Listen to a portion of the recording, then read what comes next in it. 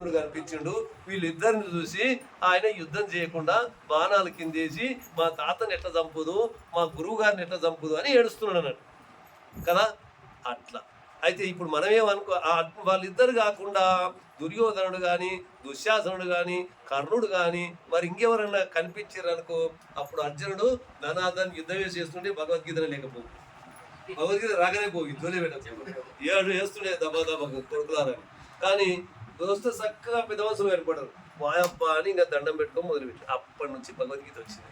అందుకని మనం కూడా ఆయన నీవైతే దేనికైతే బెదురుతుండవో, దేనికైతే నీకు భయం కలిగిందో, సంసారంలో దేనికైతే కష్టం కలిగిందో, ఇది ఎట్లా చేయాలి, ఈ ఒక ఊళ్ళో ఇల్లు ఊరిపోయింది, కూలగొట్టిర్రు, రాజకీయం బజార్లో ఉన్నది ఇల్లు అని చెప్పి కూలగొట్టిండ్రు.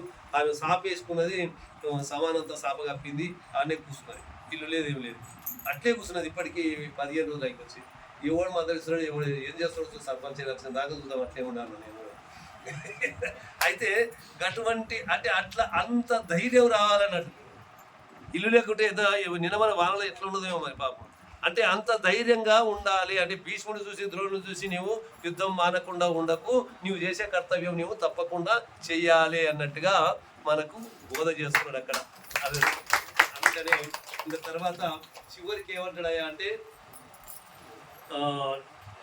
ఏది ఏది సుఖము, ఏది దుఃఖము, ఏది శాంతి, ఏది అశాంతి నాకు తెలియకున్నది. నేను మూఢుడను, నీ పాదపద్మను నమస్కరిస్తూ మీకు చెప్తున్నా ఏంటంటే, నీకు చెప్పినట్టు నేను వింటా, నువ్వు నా గురువు, నేను శిష్యుడను అని చెప్పి శరణాగతి వేడుకుంటాడు అన్నట్టు.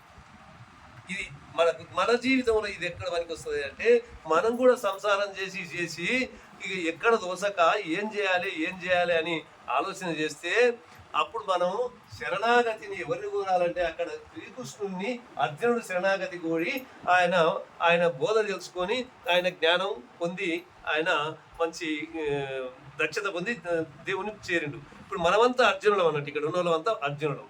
మనం ఎవరిని చేరాలంటే, ఒక సద్గురువుని చేరి పాద నమస్కారం చేసి, తద్విద్ధి ప్రణిపాతేన పరిప్రశ్నేన సేవయా ఉపధ్యక్షంతి తే జ్ఞానం జ్ఞానినా తత్వదర్శినా.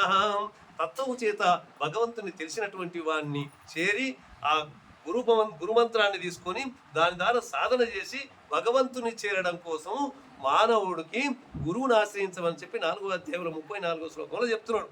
అట్లనే ఇక్కడ అర్జునుడు కూడా గురువుని ఆశ్రయించుడు, ఆయన పట్టుకున్నాడు. సమ్మూఢ చేత నేను మూఢునై ఉన్నా, అనేక జన్మల నుంచి వచ్చే పాపకర్మల చేత నేను మూఢునై ఉన్నా, నాకేం తెలుస్తలేదు స్వామి, నువ్వు చెప్పినట్టుంటే నేను శిష్యుడను అని చెప్పి శరణాగతి వేయండమ్మా. అప్పుడు ఇది 2వ అధ్యాయంలో 10వ శ్లోకం వరకు. ఇంకా తర్వాత 11వ శ్లోకంలో భగవద్గీత ప్రారంభిస్తాడు ఆయన.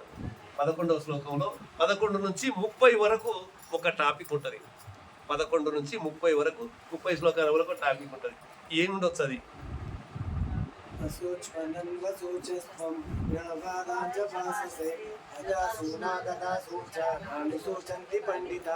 Very good. అంటే చనిపోయిన వాళ్ళ గురించి ఎందుకు నువ్వు బాధపడుతున్నావు, బతుకున్న వాళ్ళ గురించి నువ్వు ఎందుకు బాధపడుతున్నావు, మన మాటలు కూడా ఒక గురువులాగా పండితుల్లాగా మాట్లాడుతున్నావు అర్జున అని చెప్పి భగవంతుడు అక్కడ నుంచి ప్రారంభించాడమ్మా భగవద్గీత. మన ఈ శ్లోకాన్ని దాదాపుగా 1000 సార్లు చదివి ఉంటాం. దీని మీనంగా పోతుంది బండి, ఎన్నో సార్లు పోయి ఉంటుంది, కానీ దాన్ని పరిశీలించడం కనబడదు. ఇప్పుడు ఈ చంద్రకానికి బజార్ కొన్ని వస్తువు అయిన ఇక్కడికి బస్సులో, కానీ అయాప ఇల్లు అంటే దాన్ని చూసుకుంటే పోయి దొరుకుతాం అంటేనే ఇల్లు చూస్తాం, కానీ అది చూడకుండా అంటే పోతే ఎన్నిసార్లు పోతే అదే అట్లా అశోచ్వానం వశోచత్వం అంటే పండితుల్లాగా మాట్లాడుతున్నావు, నీవు ఎందుకు ఇట్లా మాట్లాడుతున్నావు, నీ కర్తవ్యాన్ని నువ్వు తెలుసుకో. పండితుడైనటువంటి వాడు భవిష్యత్ కాలాన్ని గురించి ఆలోచించాడు, భూతకాలాన్ని గురించి ఆలోచించాడు, వర్తమాన కాలాన్ని గురించి ఆయన పనిచేస్తూ పోతుంటాడు. కర్తవ్య బాధ్యత అనే రకంగా పండితుడు ఉంటాడయ్యా అని చెప్పి పండితుని యొక్క డెఫినేషన్ చెప్తాడు అక్కడ చెప్పినాక 2 మూల సూత్రాలు చెప్తాడు అక్కడ. ఏంటిదంటే, ఒకటి దేహము, ఒకటి ఆత్మ. ఈ రెండింటిలో 2 ఉన్నాయి నీ దగ్గర. ఒక దేహం ఉంది, ఒకటి ఆత్మ ఉంది. ఈ ఆత్మ నీవై ఉన్నవు, దేహము నీవు కావు. దేహం అన్నప్పుడు దుఃఖం వస్తుంది, ఆత్మ అన్నప్పుడు దుఃఖం రాదు. ఆత్మ అన్నప్పుడు దుఃఖం వస్తుందా? ఎందుకు రాదు? ఆత్మ వేరు, దేహం వేరు. దేహం మళ్ళీ ఇప్పుడు ఆత్మలో అయిపోతుంది కదా, ఎక్కడ పోదు, ఎక్కడ పోదు. చావు లేదు, ఇప్పుడు ఆత్మ ఎట్లున్నది? చావు లేదు. ఇప్పుడు దొరికింది. ఇప్పుడు ఆత్మ ఎట్లా ఉంది?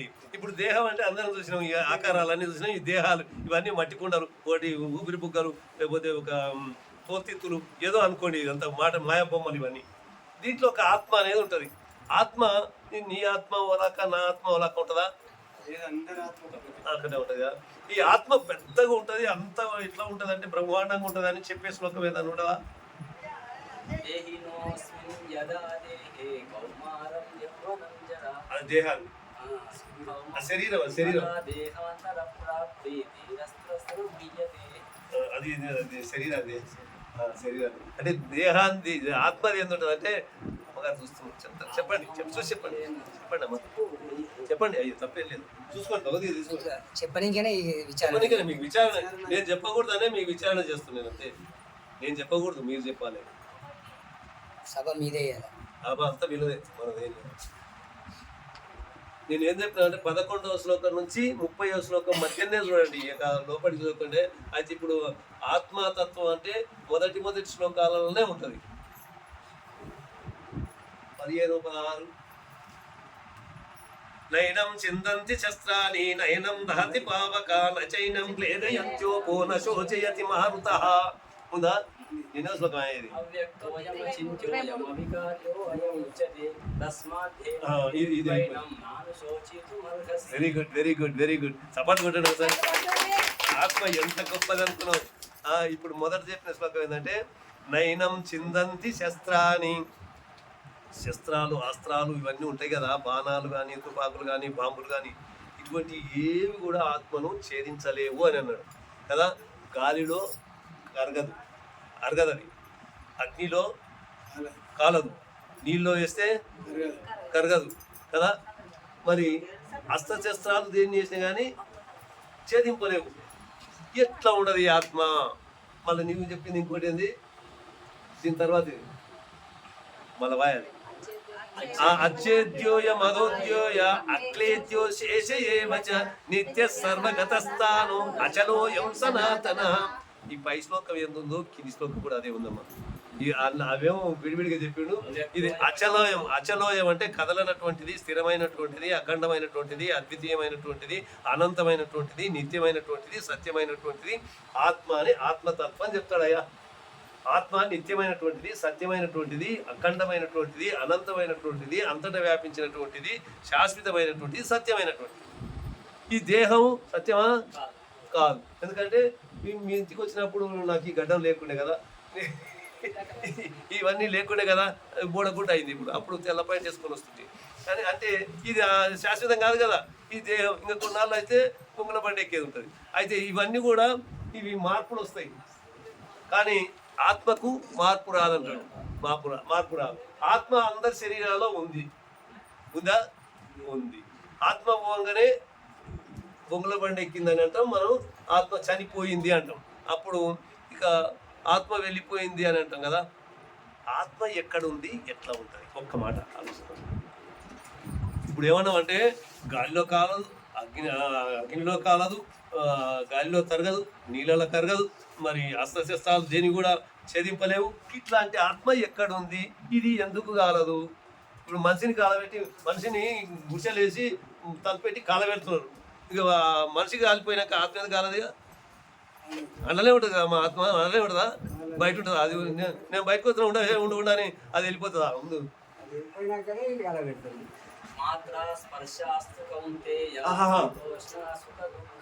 అది కాదు. ఇప్పుడు ఇది తాకి అది కాదు, నేను తర్వాత చెప్తాను. అది కాదు కానీ అది ఇందులోనే కానీ 2వ అధ్యాయం 14వ శ్లోకం కానీ అది కాదు. ఇప్పుడు మనం చెప్పుకునే ఆత్మ గురించి మాట్లాడుతున్నాం. ఆత్మ ఎట్లా ఉంటది అని అంటే సర్వత్ర ఆత్మ గమ్యేన సర్వత్ర సమం పశ్యతి యోగ్యన అని 6వ అధ్యాయంలో సమపార్జున అర్జున అంటే ఆత్మ అనేది అంతటా వ్యాపించి ఉండదు అనేది దాని బాగుంటుంది. ఆత్మ అంతటా ఉండదు అని తెలుసు కదా, మీకు అంతా తెలుసు కదా. అంతటా ఉండదు కదా, ఈ దీంట్లో కూడా ఉండదు ఆత్మ. నీ లోపల కూడా ఆత్మ ఉంది, జడ పదార్థాల్లో కూడా ఆత్మ ఉంది. ఆత్మ లేని చోటు లేదు. ఒక గురువుగారు అంటాడు, ఒక పిల్లాన్ని శిష్యుని తీసుకొచ్చి, అరే బ్యారెల్ డబ్బాలో మొత్తం రాళ్ళేయరా అన్నాడు. అంతే మొత్తం రాళ్ళు నింపాడు. నిండా నిండినవారా అంటే నిండా నిండిన సార్. ఇంకా ఏం పట్టదా అంటే ఇంకా పట్టవు రాళ్ళు అన్నాను. అరే అట్లా ఇంత ఇసుక పోయిరారు అంటే 2 తట్టల ఇసుక పట్టింది. ఇంకా ఇప్పుడు ఏమైనా పడతావా అంటే ఇంకేం పట్టదు స్వామి, అంతా నిండిపోయింది, రాళ్ళు నిండినాయి, ఇసుక నిండినాయి, ఇంకా ఏంది పట్టదు. అరే 2 బకెట్ల నీళ్ళు పోయిరారు, నీళ్లు పట్టినాయి. అప్పుడు చూస్తే ఆత్మ ఇంకా బ్యారల్ నిండా ఏది పట్టదు, ఇంకా పడుతుంది అలా ఇంకా నీళ్ళు వచ్చినాక అయిపోయాయి కదా, ఏది పట్టదు కదా. అట్లనే 3 లోకాలలో, ఈ 3 కాదు 7 లోకాలు, భూలోక, భువర్లోక, సవర్లోక, సువర్లోక, మహాలోక, తపోలోక, జనలోక అని అక్కడ కింద అతల వితల సుతల ప్రసాతల పాతాల భూతల అని ఈ లోకాలన్నీ 14 లోకాలలో నిండి ఉన్నదమ్మా ఆత్మ. ఇక దీంట్లో ఏడ సందు లేదు. ఈ బ్యారెల్ డబ్బల ఇసుక రాళ్ళు నీళ్లు ఏ విధంగా నిండి ఉన్నదో దాంట్లో ఏ సందు లేకుండా ఉండదో అట్లా ఆత్మ మొత్తం నిండి ఉన్నది. ఉండదా లేదా? ఉండదు. ఇప్పుడు ఈ ఆత్మ ఏం చేస్తుంది? మన లోపల ఉండి ఏం చేస్తుంది? ఎందుకు ఎక్కడ వెళ్ళిపోతుంది? అది అక్కడ పోయేది ఎక్కడ? దానికి ఏడా సందేహం లేదు. ఇప్పుడు మనం అనుకుంటున్నాం అందరం ఆత్మ వెళ్ళిపోయిందా, ఆత్మ పోయింది, సరిపోయింది, అది ఒకరి బండికి పోయింది, ఆత్మ వెళ్ళిపోయిందని. ఎక్కడ వెళ్ళిపోతుంది? ఎక్కడే పోయింది? అది ఉండదు ఆత్మ అంటే. ఆత్మ మీరు ఒక్కసారి ఆలోచన చేయండి, ఆత్మ ఎక్కడ పోయింది అంటే ఈ శరీరం నుండి జీవాత్మ వెళ్ళిపోయింది. జీవాత్మ వెళ్ళిపోయింది, ఆత్మలోనే కలిసిపోతుంది. అంతటా ఆత్మనే ఉంది, ఆత్మ లేని చోటే లేదు. అయితే ఇంట్లోకెళ్ళి వెళ్ళిపోయినాక కూడా ఈ శరీరంలో కూడా ఆత్మ ఉంటుంది. ఆత్మ ఒక్కతాన ఉంటుందని పురుష సూక్తంలో చెప్తాడు. ఏమంటే నాభికాడ నుంచి జానెడు దూరాన, ఒక బెత్తెడు దూరాన గిడ ఆత్మ ఉంటుందని పురుష సూక్తంలో చెప్తాడు. కానీ అది కాదు భగవద్గీత ప్రకారంగా. అంతటా ఉండదని భగవద్గీత చెప్తున్నది. కానీ అటువంటి అప్పుడు మనం ఆత్మ ఏం చేస్తున్నది? ఇంట్లో ఉండి ఏం చేస్తుంది ఆత్మ? ఆత్మ వెళ్ళిపోతే మనిషి జీవించలేడు అంటున్నాం కదా. ఆత్మ ఉండి ఏం చేస్తుంది చెప్పండి? ఆత్మ మన లోపల ఉండి ఏం చేస్తుంది?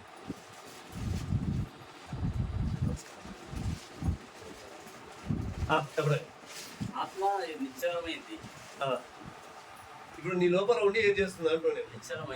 అది నిశ్చలమైంది, అంతటా ఉంది, నిశ్చలమైంది, మొత్తం ఉంది, బయట ఉంది, లోపల ఉంది, నిండా ఉంది.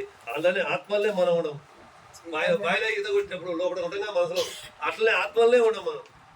ఆత్మలనే ఉండవు, మన లోపల ఆత్మనే ఉంది, బయట ఆత్మనే ఉండదు, మొత్తం ఆత్మలే తిరుగుతున్నాం, అంతా తిరుగుతున్నాం. ఇది ఆత్మనే. ఇక నిశ్చలమైంది, అది ఇది కదులుతలేదు, అది అట్లే ఉండదు. యావత్ ప్రపంచం అంతా నిండి ఉన్నది.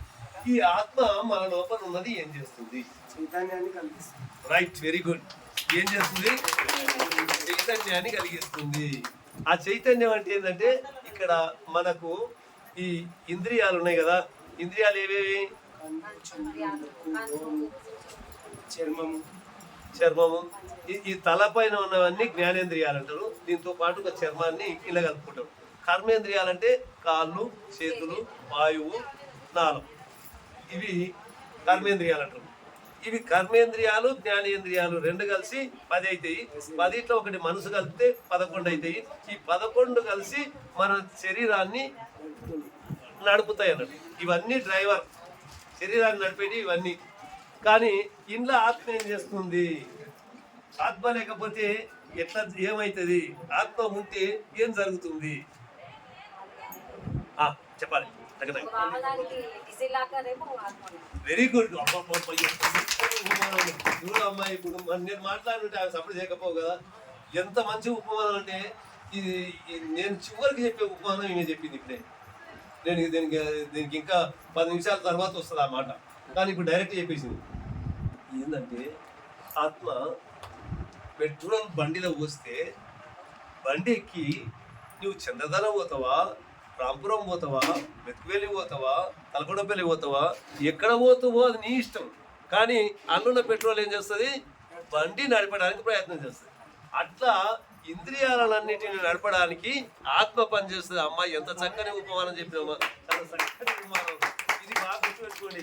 ఆత్మ ఏం చేస్తుంది అంటే ఒక పెట్రోల్ లాగా పనిచేస్తుంది, చైతన్యాన్ని కలిగింపజేస్తుంది, శరీరాన్ని నడిపింపజేస్తుంది. ఇప్పుడు శరీరం ఈ ఆత్మ ఏం చేస్తుంది? కళ్ళకు చూసేటట్టు చేస్తుంది. కళ్ళను చూసేటట్టు ఇంట్లో పెట్రోల్ దహనమై కళ్ళ కాడికి శక్తి వచ్చి కళ్ళను చూసేటట్టు చేస్తుంది, చెవులను వినేటట్టు చేస్తుంది, చేతులను పనిచేసేటట్టు చేస్తుంది, కాళ్ళను నడిచేటట్టు చేస్తుంది, వాసన పీల్చేటట్టు, ఇవన్నీ అవయవాలన్నిటినీ నాలుక రుచి చేసేటట్టు ఇవన్నీ ఎవరు చేస్తున్నాయా? ఆత్మ చేస్తుంది. ఆత్మ. ఆత్మ ఏం చేస్తుందంటే ఒక చైతన్యము అనాలి, ఇంతే. అర్థమైంది కదా? చైతన్యం. ఇది ఏడుండదు అంటే దీన్ని ఎట్లా చంపుతావా? ఏడుండదు అని చంపుతావు నువ్వు. కనబడనే ఇప్పుడు ఈ మనం ఒక్క తన చంపినాం అనుకో, ఒక ఊరు మొత్తం సాగుకొట్టాం. సాగుకొడితే ఆఫ్రికా, ఆస్ట్రేలియా, అమెరికా, ఐరోపా ఈ ఖండాలలో నిండి ఉన్నదాన్ని నీవు ఏడ చంపుతావు? ఏడాది చంపుతావు చెప్పండి? ప్రపంచ యుద్ధం జరిగినా కానీ సాగదు. ఇంకా ఇంకా పై లోకాలు ఉంటాయి, కింద లోకాలు ఉంటాయి, ఏడ చంపుతావు? అంతటి ఉంటుందని కదా. ఏడు సంపాదించరాదు.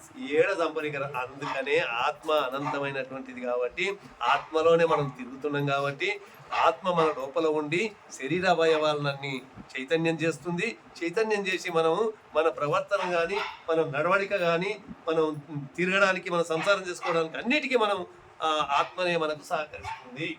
అది లేకపోతే అవయవాలన్నీ ఏది పనిచేయవు. అర్థమైంది కదా? ఇప్పుడు ఈ ఆత్మ మరి చాలా ఏవి సంభవం అన్నప్పుడు దూరాన్ని గురించి ఆలోచించడం